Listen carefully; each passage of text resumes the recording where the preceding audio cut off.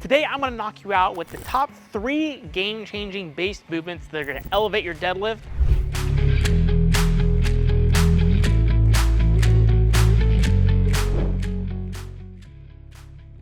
Hey there, Brandon Splay here from Thirst Gym, and today I'm gonna give you 3 movements that you're likely sandbagging that are gonna help improve your deadlift.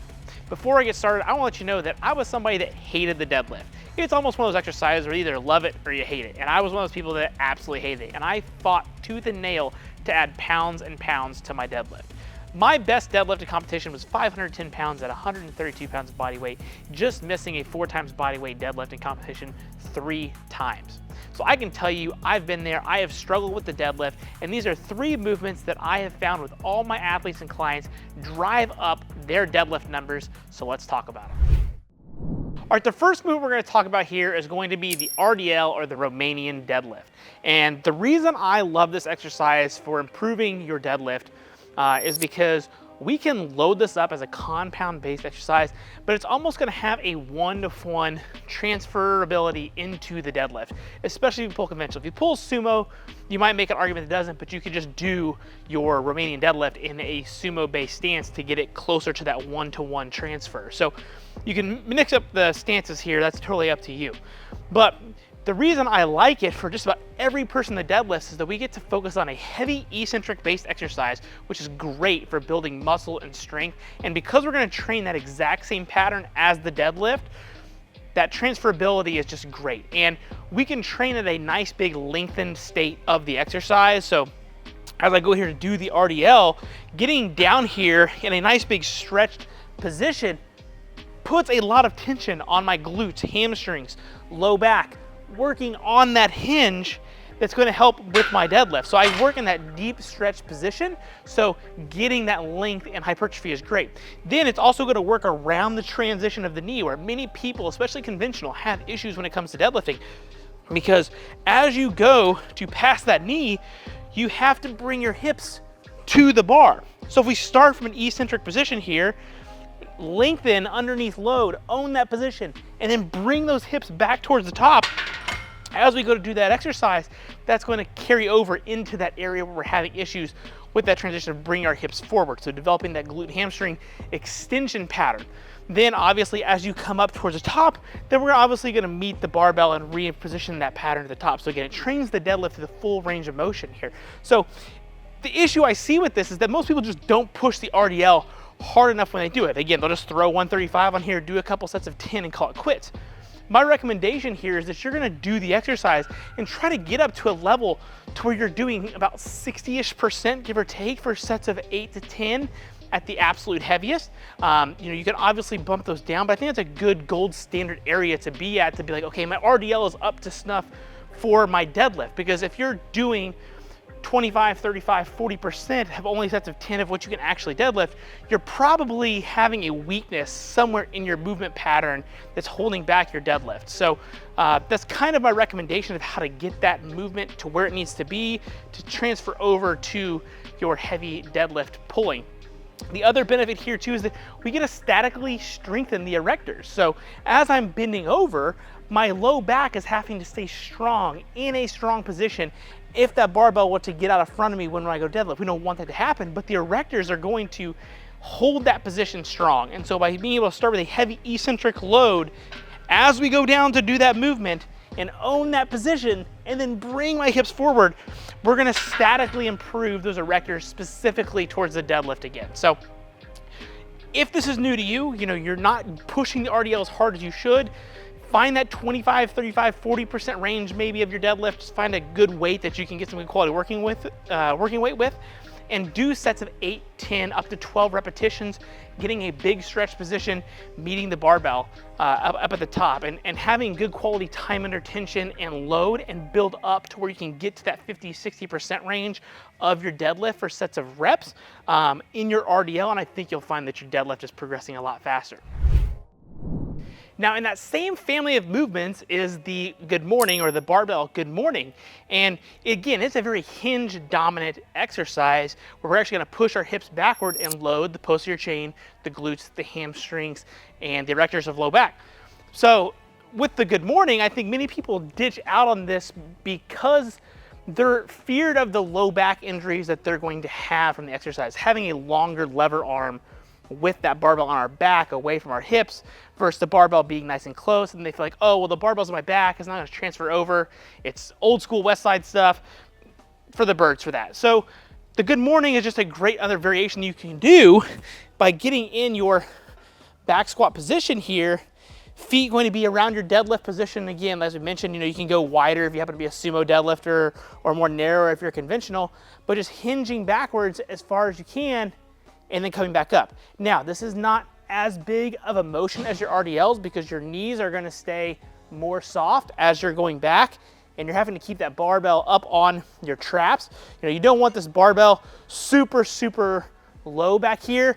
We still want it up on our traps, but as we go to push our hips back, we still want to make sure that we're getting a big stretch in that position. So for me personally, I think this is a great job of driving your deadlift, but the specialty bar that you use can also influence what you're kind of getting from this. So a regular barbell is completely fine to do the movement with, but you can also do it with a safety bar. So if you're rounding in your mid-back position, then a safety bar might be a better option, especially if your RDLs are already up to snuff, because now you can focus on a specific area of your posterior chain that's breaking down with that hinge pattern, and you can even do the same thing with a cambered squat bar as well, and now weight's going to shift out more forward, putting more stress on your erectors, low back to maintain that position. And then as you go to stand up, it's not going to be as hard, but it's going to tax you more in that lengthened position of where you're having to bend over to grab the barbell. So both hinged variations are great. With the good morning, you're not going to be able to use as much load, but again, you're going to have a longer lever arm, so that's entirely okay. And we know that this can attack our erectors more so than just the RDL variation, and it's going to be hard to track that one for one. So again, with these, I recommend doing sets of like 6 to 10 at a moderate intensity. Not certainly maxed out, and I don't really have great numbers for you to go off of here with, but in my experience for my deadlift, pushing these rather heavy, I had no issues being able to do about 40 to 50% for sets of 6 to 8 when I was at my strongest of my deadlift. So when I deadlifted at 510, I could do good mornings with 245 to 255 for sets of 6 to 8, and I knew that my deadlift was strong enough. So again, it's just anecdotal first person experience here, individual case study. But I never had an issue with having a strong deadlift, just it wasn't as strong as I wanted it to be. So that would give you an idea of something you can aim for if you're looking for sets and reps and goal weights that you can get from this exercise. All right, the second aspect where I think people are really kind of slacking on their deadlifts is their accessory work and their low-level accessory work. So I'm going to break this into two categories, 2A and 2B. 2A is going to be more of a knee flexion exercise like leg curls. So seated leg curls, lying leg curls, standing leg curls, inverse curls, glute ham raises, all fantastic exercises, and focusing on that knee flexion. And in particular, I got my lying leg curl here. The reason I like this is because we can focus on isolating the hamstring specifically. It's hard to do that when we do deadlifts and RDLs. Yes, you're gonna feel your hamstrings have worked, but we can't really isolate just the hamstrings itself. The glutes and the erectors are playing some load in terms of moving that load. So we want to make sure here that with a machine-based exercise, I can actually just focus on just my hamstring doing the work. I don't want to make sure I'm arching and kind of like cheating and hinging and whipping this weight around, but I can really isolate my hamstring either unilaterally or with both legs, really focusing on my hamstring, just doing the work and nothing else. And I think too many people go through the motions of an exercise like this because, oh, it's just leg curls. But if you think about just trying to isolate the hamstring, it's very, very hard to do. And usually you need a machine to be able to do that. So you could do this obviously as part of a warm-up or in the middle part of your workout or just at the end, but I think you should give it a lot more effort when you actually lay down or sit down on the machine. Put in a high degree of effort, train very close to failure, muscular failure that is, and then strive to improve the amount of weight that you can do on those machines as consistently as you can. It's going to be harder to hit personal best, but I do think you should still work very hard on your low-level accessory work. All All right, the second part of this, so your 2B, is going to be your hip extension exercises off of something like a 45-degree back extension, a glute ham raise, or on a reverse hyper. And this is going to focus more again on the glute and the hamstrings working together to perform that hip extension, which is going to help give you that strong lockout. But where I see issues is that many people just come over here to the 45-degree back extension and just knock out reps of 10 to 12 with just their body weight, not really giving high level of effort when they go to do an exercise like this. So if you can do 15 to 20 reps with just body weight, it's time to load this exercise up and actually strengthen our deadlift by strengthening these accessory-based exercises. So, you know, I like to initially just start with like a 25 or 45 pound plate, holding it as long as I can with my arms, and then getting a good squeeze here at the top with every single rep. The other option, if you want to make this even harder, is take that plate and actually place it up on your back and then come down and drive up towards the top. And what you're gonna find is that that's gonna tax your middle and your lower back, as well as you're having to stay statically strong there, where you can kind of allow for more flexion here, which is in your arms. By having this bar, or the plate on your back, then you're gonna find that, okay, that's actually taxing me from head all the way down into my posterior chain, my glutes, my hamstrings, much more effectively into my deadlift. And so if you push exercises like this, again, for hard sets of 10, 12, 15 repetitions, you can use band tension. Really gonna find that that lockout strength and power is gonna get much better because you're able to hyper focus and isolate your glutes and your hamstrings specifically for your deadlift. And you know, again, if you wanna drive some extra blood flow here with high rep work towards the end, that's fine. But I just think this is definitely one of those group of exercises that's very lacklusterly trained and really given up on. But I really also wanna talk about the reverse hyper, which we're gonna do here in just a second. All right, the reverse hyper gets a lot of hate, and the reason I think it does is just because it was popularized by Louis Simmons of Westside Barbell, which I think is ridiculous. This is a fantastic piece of equipment to strengthen your posterior chain, your glutes, your hamstrings, and your low back, and you also get some nice low back traction work out of it as well. And the benefit here is that by training the posterior chain through a swinging based fashion, it's actually going to attack your erectors much differently than the 45-degree back extension, which we just talked about. So you can focus on a particular muscle group a little bit more with this, but you can also perform these in a strict fashion, in a recovery based fashion, single legged, top end based work to where you're actually yielding and stopping the weight. So there's lots of benefits to this apparatus. If you happen to have access to it, I would recommend using it to drive up your deadlift. I really like doing this as a warm-up for 2 to 3 sets of 15 to 20 reps before I actually go to deadlift. It opens my low back up, gets my glutes and hamstrings firing. I feel really good. Again, nothing crazy on my heavy weight, but then you can end the session with some heavier based work, 10 to 15 repetitions, really hard, strict, focusing on your glutes, hamstrings, and your low back and doing the work. So use the reverse hyper. I guarantee if you implement this and use it on a consistent basis, it's gonna help drive your deadlift up and give it the respect that it deserves.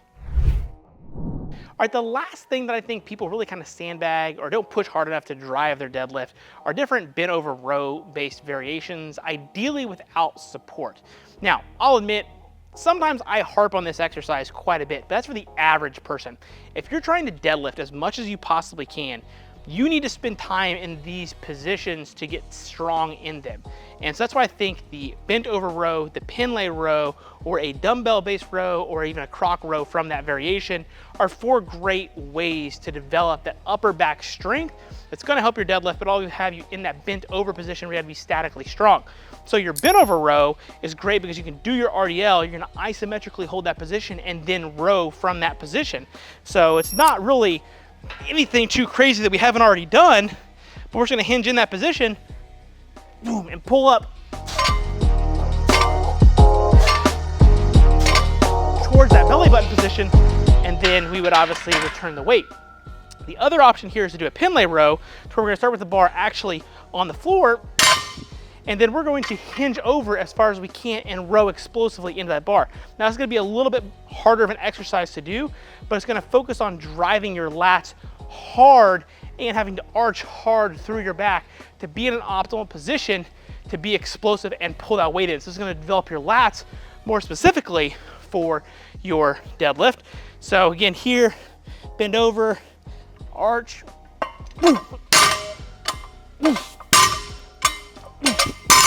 owning that position. Now, with the bent over row, hard sets of 8 to 10, owning that position are going to be great. The pin lay row, I like for a little bit lower reps, 6 to 8 reps. Again, being explosive, not trying to heave the weight up, but keep my body pulled down as I go to actually do that exercise. Let's go talk about the dumbbell variations. All right, the second aspect of the rows is going to be your 2 dumbbell row variations, primarily the tripod dumbbell row is what I like to call it, or the croc row. Now, the tripod row is unique because rather than having a normal dumbbell row where we've got our hand and our knees supported and we're rowing, we're actually gonna have our feet parallel and hold that dumbbell with my hands supported, my back flat. So again, I'm in that bent over position, but now I'm gonna have to resist or create even just a little bit of rotation to perform the exercise, making me more resilient in my abs, trunk, and upper back, and lats that I would normally get from my dumbbell rows. So just being here and owning that position, I can feel my torso having to work harder, and therefore that's gonna help my deadlift and still build my upper back strength. In terms of the croc row, we're actually gonna do the same thing, but take a staggered stance and then perform the exercise. However, the technique that's different here is that we're gonna do whatever we can to move the weight. So I'm going to lean, row, use my whole body, rotate, all that great stuff to move as much as I possibly can as I go to do that exercise. And the 2 primary programming differences is that with a regular tripod dumbbell row, 8, 10, 12 reps on each arm is kind of the norm, being strict and locked in, focusing on how you're moving that. Where the croc row, 1 to 2 good working sets of 15 to 20 reps, but with a much heavier load, like the heaviest load that you can possibly think you can use, using straps, or grip's not a factor, and you're just gonna use this to blow your back up. After the end of your training session, it's gonna develop those traps, rhomboids, lats, specifically to be able to handle those heavy weights for when you actually go to deadlift. So these are the 2 dumbbell variations that have the most carryover, and make sure you're giving them the effort and the intensity that they deserve. You just don't want to half-ass these exercises.